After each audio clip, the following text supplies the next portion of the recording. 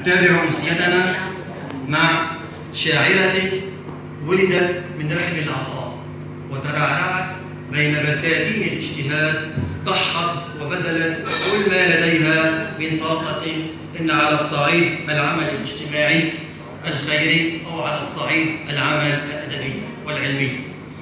احتلت منابر الصروح العربية ممثلة المدير الإقليمي بشعبة المبدعين العرب فرع لبنان، وحصدت جوائز عدة من صروح أدبية واجتماعية وعربية، وذلك تقديراً لتفانيها وحبها الجم لوطن الحبيب لبنان.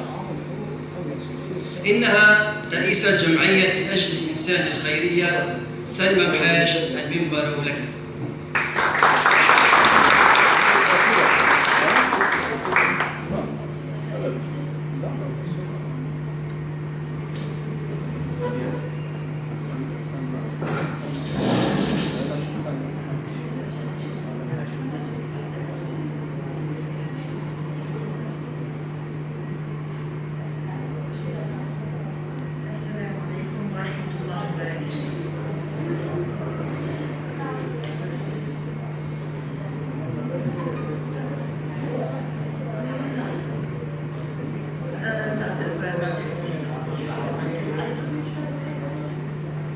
بعتذر من الأخوة الموجودين على أي هفوة أو غلطة مني، أنا قايمة بفرشة المرض وجاي إكراما لعيون الجيش اللبناني.